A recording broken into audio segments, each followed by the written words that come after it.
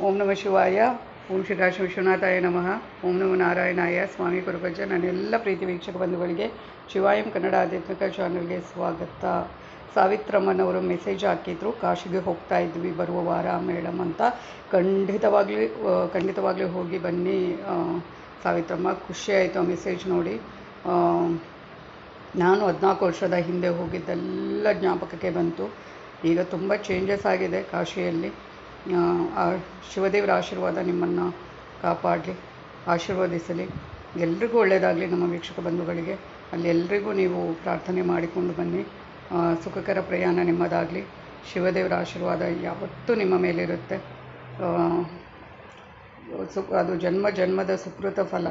ಅಂಥ ತೀರ್ಥಕ್ಷೇತ್ರಕ್ಕೆ ಹೋಗಬೇಕು ಅಂದರೆ ತುಂಬ ಖುಷಿಯಾದ ವಿಚಾರ. ನಾನು ಹೋಗಿ ಬಂದದ್ದೆಲ್ಲ ಒಮ್ಮೆ ಬಂದು ಹೋಯಿತು. ಯಾವಾಗಲೂ ಎನಿಸ್ತಾ ಇರ್ತೀನಿ ನಾನು ಅದನ್ನೇ. ನೀವು ಮೆಸೇಜ್ ನೋಡಿದ ತಕ್ಷಣ ಅದೆಷ್ಟು ಖುಷಿಯಾಯಿತು ಅಂದರೆ ಅಷ್ಟಿಷ್ಟ ಅಲ್ಲ ಬಿಡಿ.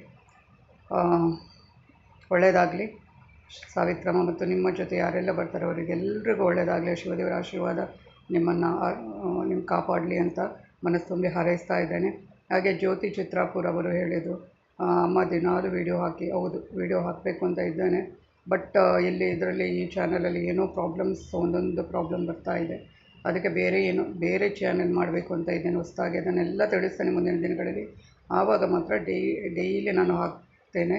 ಮತ್ತು ಬೇರೆ ಚೇಂಜಸ್ ಕೂಡ ಮಾಡ್ತೇನೆ ಆ ಚಾನಲ್ ಮುಖಾಂತರ. ಅದು ಕೂಡ ಈ ಥರ ಸ್ಪಿರಿಚುವಲ್ ಚಾನಲ್ ಆಗಿರುತ್ತೆ. ಎಲ್ಲವೂ ಇರುತ್ತೆ ಆ ಚಾನಲಲ್ಲಿ. ನೋಡೋಣ. ಆದಷ್ಟು ಇದರಲ್ಲಿ ವೀಡಿಯೋ ಈಗ ಸದ್ಯಕ್ಕೆ ಮಾಡ್ತಾ ಇದ್ದೇನೆ. ಮುಂದಿನ ದಿನಗಳಲ್ಲಿ ಬೇರೆ ಚಾನಲ್ ನಾನು ಸ್ಟಾರ್ಟ್ ಮಾಡುವಾಗ ಅದ್ರ ಬಗ್ಗೆ ಹೇಳ್ತೇನೆ.